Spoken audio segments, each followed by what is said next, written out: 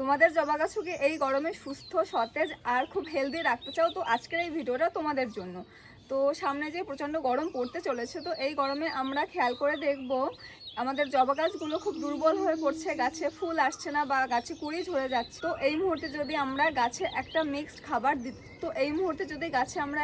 খাবার দিতে পারি তাহলে গাছ খুব সতেজ থাকবে, গাছ হেলদি হবে আর গাছ ভরে ফুল পাবে। তো হ্যালো সবাইকে, যে যেখান থেকে আমার এই ভিডিওটা দেখছো, তো সবাইকে ওয়েলকাম আমাদের ছোট্ট ছাদ বাগানে।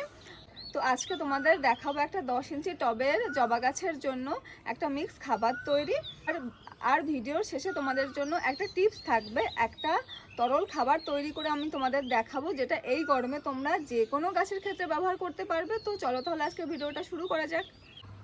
আমাদের প্রত্যেকটা গরমের গাছ আমরা ফেব্রুয়ারির লাস্টে আর মার্চ মাসেও কিছুটা রিপোর্ট করেছিলাম।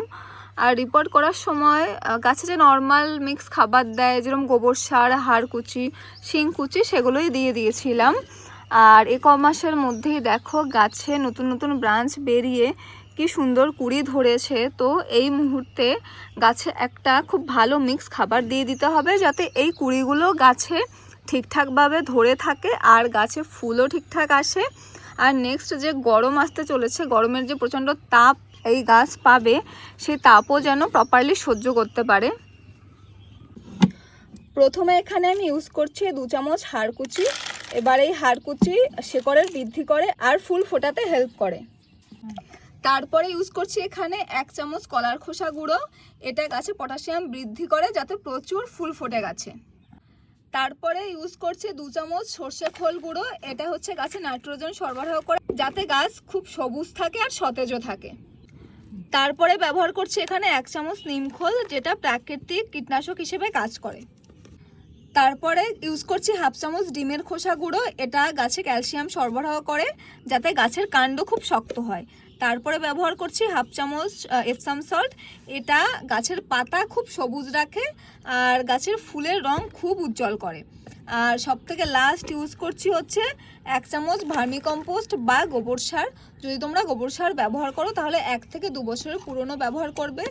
এটা গাছের প্রপার নিউট্রিশনটা সরবরাহ করে আর গাছের মাটির কিন্তু গুণগত মানটা বাড়ায়।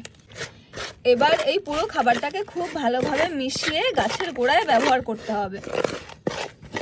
এটা কিন্তু আমি একটা 10 ইঞ্চির টবের গাছের জন্য পুরো খাবারটা দেখালাম। এবার গাছের গোড়ায় যদি কোনো এরকম আগাছা থাকে সেগুলোকে তো প্রথমে তুলে ফেলতে হবে।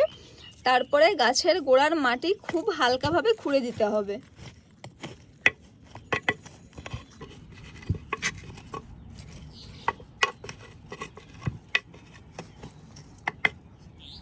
এবার এই পুরো খাবারটা গাছের গোড়ায় খুব ভালোভাবে ছড়িয়ে দিয়ে মাটির সাথে কিন্তু আলতোভাবে মিশিয়ে দিতে হবে।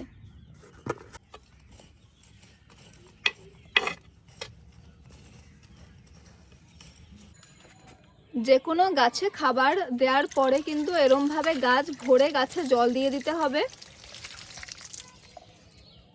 তো ভিডিওর শেষে আজকে তোমাদের জন্য একটা ইম্পর্টেন্ট টিপস আমি দিয়ে দেবো, সেটা হলো তোমরা যারা গাছে খুব দ্রুত ফুল চাও বা গাছে প্রচুর ফুল চাও, তো তারা এই মুহূর্তে মানে এই গরমে আমরা তো গাছের রাসায়নিক সার ব্যবহারটা একটু অ্যাভয়েড করি। তো বাড়িতে কি ধরনের তোমরা জৈব সার ব্যবহার করলে গাছে প্রচুর ফুল পাবে, তো সেটা হলো এখানে দেখো আমি একটা মগের মধ্যে 1 থেকে 2টো কলার খোসা এরম কুচি কুচি করে কেটে ভিজিয়ে রেখেছি।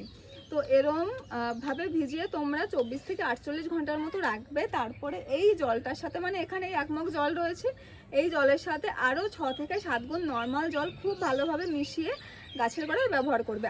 আর যেদিন তোমরা এই খাবারটা গাছের গোড়ায় ব্যবহার করবে সেদিন কিন্তু গাছের গোড়াটা ফার্স্টে একটুখানি শুকিয়ে নেবে, তারপরে খাবারটা ব্যবহার করবে। আর যদি পসিবল হয় গাছের গোড়ার মাটিটা হালকা খুঁড়ে দেন এই ডাইলুটেড জলটা ব্যবহার করবে। আর এই মুহূর্তে আমরা জবা গাছে কী ধরনের খাবার দিতে পারবো সেটা তো অলরেডি তোমাদের আমি ভিডিওতে দেখিয়ে দিলাম।